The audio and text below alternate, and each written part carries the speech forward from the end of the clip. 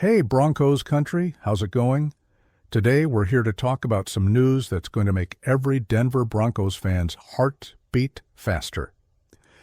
After the 2025 draft, our team is being recognized as a powerhouse in the AFC, climbing up the power rankings and gaining that respect we know we deserve. So grab a beer, throw yourself on the couch, and let's dive into this passionate analysis, because this is Denver, and we don't mess around. In today's video, we're going to break down why the Broncos are getting so much hype, talk about the genius draft picks like Jahdae Barron and R.J. Harvey, and what this means for our future in the AFC West, the toughest division in the NFL. And of course, I want to hear from you. What do you think about this new vibe of the Broncos? Drop it in the comments, because this is the home of the loudest fan base in the league. Let's go! Broncos country, let's agree on this. 2024 was a turning point for us. After years of suffering, Sean Payton came in and took charge, and Bo Nix proved he's the guy leading the offense. We made it to the playoffs, showed grit, but that loss to the Buffalo Bills in the wild card left a bitter taste, right? Like when you order a juicy burger and it comes with dry bread. But 2025 looks different, my friends. According to Sporting News, the Broncos are gaining a lot of respect in the AFC Power Rankings post-draft. And this isn't just fan talk, okay? Analysts like Vinny Iyer are saying that our team is building something special. We finished 2024 third in the AFC West, behind the Chiefs and Chargers. But now, with the moves from the draft and free agency, some people are betting we could make a leap and compete for the top of the division. That's right, Broncos country. We're right there. But why all this hype? First, our defense was already one of the best in the league, with Pat Certain too, who, let's be honest, is like the Thanos of the secondary. No one gets past him. And now, with the draft additions, we're getting even scarier. So, let's talk about the draft, because that's where the magic happened. Broncos country, hold on to this. Our first pick in the draft, at pick 20, was cornerback Jahdae Barron from the University of Texas. And man, what a pick. This guy won the Jim Thorpe Award in 2024, being named the best defensive back in the country, even beating out Travis Hunter, who was selected in the top 2 of the draft. That's like winning an Oscar right in front of the favorites. Barron is extremely versatile. He played as a nickel corner, safety, and even covered slot receivers in college. Imagine this guy alongside Pat Certain, Utoi, Talanoa Hufanga, and Brandon Jones. Our secondary is looking like an elite squad, like the Avengers of the NFL. ESPN analysts like Jeff Legwold said Barron was an obvious pick for Denver because he brings flexibility and immediate talent.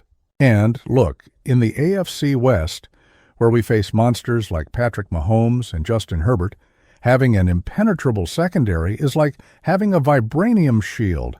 But hey, I know some fans weren't thrilled, thinking, why didn't we grab someone for the offense to help Bo Nix? And I get it, Broncos country. Everyone wanted a powerhouse running back like Omarion Hampton or an explosive wide receiver. But Sean Payton and George Paton knew what they were doing. They strengthened what was already strong, because in the NFL, defense wins games. And hang on, the offense got reinforcements too. Let's talk about that now. Broncos country. In the second and third rounds, we went offense. And what bold picks. First, with pick 60, we grabbed running back R.J. Harvey from UCF. This guy is a rocket. Explosive. With great field vision and the ability to catch passes, he's the type of player Sean Payton loves, like Alvin Kamara 2.0. And check this out, some AFC teams were furious we took Harvey before them. According to Sporting News, the Jacksonville Jaguars were dying to draft him, but Denver was quicker. That's some serious street cred, right? Then, in the third round with pick 74, we brought in wide receiver Pat Bryant from Illinois. He's tall, physical, and ready to battle for balls at the X-receiver, especially with Courtland Sutton entering a contract year. Bryant was also a target the Jaguars wanted, so Broncos country, we're causing some jealousy in the competition. But, hey, some analysts consider these picks to be reaches, because Harvey and Bryant weren't ranked that high. But hold up, we trust Sean Payton, right? Remember Bo Nix in 2024? Everyone said that was a reach, and the guy shut everyone up. So I say, let Harvey and Bryant play, because they could be the next gems on our roster. What do you think, Broncos country? Are you trusting these rookies? Drop it in the comments. Broncos country, it's not over. At the end of the third round, we traded with the Eagles and picked up edge rusher Saivion Jones from LSU. This guy's a monster at 6'6" and 280 pounds, and he's already been coached by our defensive line coach, Jamar Cain, so he's already familiar with the system. Our defensive line, which led the NFL in sacks in 2024, is now even more terrifying with guys like Zach Allen, DJ Jones, John Franklin Myers, Nick Bonitto, Jonathan Cooper, and now Saivion Jones. This is like combining Godzilla with King Kong. And the best part, he's a pick for the future because we might need a starter in 2026. According to Predominantly Orange, Jones is the best pick no one's talking about. And I agree. Broncos country. This guy is going to make some noise. Now, let's talk real talk, Broncos country. The AFC West is a battlefield.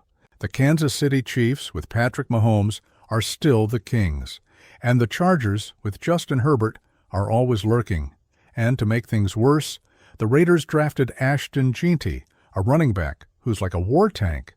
But guess what?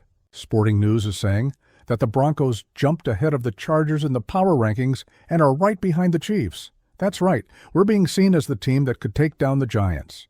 Pro Football Focus, for example, ranked the Chiefs first, but Denver is second in the AFC West, thanks to our draft and free agency moves, like the addition of Talanoa Hufanga and special teams coordinator Darren Rizzi.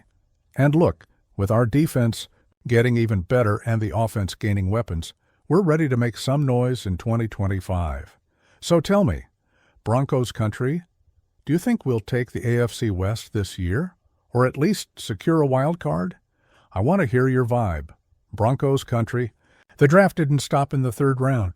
We also grabbed edge rusher Quay Robinson in the fourth round, punter Jeremy Crawshaw in the sixth, and tight end Caleb Lohner in the seventh. By the way, Lohner is an interesting pick. He was a basketball player before becoming a tight end.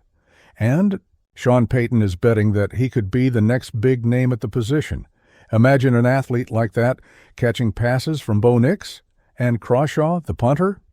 Yep, we were the only team to draft a punter in 2025, and this shows how Sean Payton is thinking about every detail.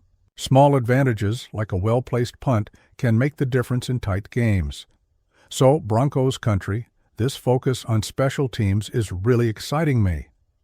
Speaking of the future, we also signed a couple of undrafted free agents, guard Xavier Truss from Georgia and tackle Demontre Cox, guys with real potential to compete for spots on the O-line. That just goes to show George Payton is thinking about both the present and the future, building a deep competitive roster. Broncos country. What's coming is big! The 2025 Denver Broncos are gaining respect, striking fear, and getting ready to fight for the top of the AFC West. With a defense that's an absolute nightmare for opponents, an offense that's adding firepower, and the leadership of Sean Payton, we're on track to become an elite team in the NFL once again, and I want to hear from you. Which draft pick got you the most hyped? Was it Barron, Harvey, Bryant, or maybe Saivion Jones? And what do you think we still need to finally dethrone the Chiefs? Drop your thoughts in the comments, because the voice of Broncos country is what matters most. If you enjoyed this video, don't forget to hit that like button, subscribe to the channel, and turn on notifications so you don't miss any Broncos content. Share it with your Broncos crew, because together we make this team even stronger. And hey, mark May 14th on your calendar. That's when the season schedule drops. We'll find out who we're crushing first.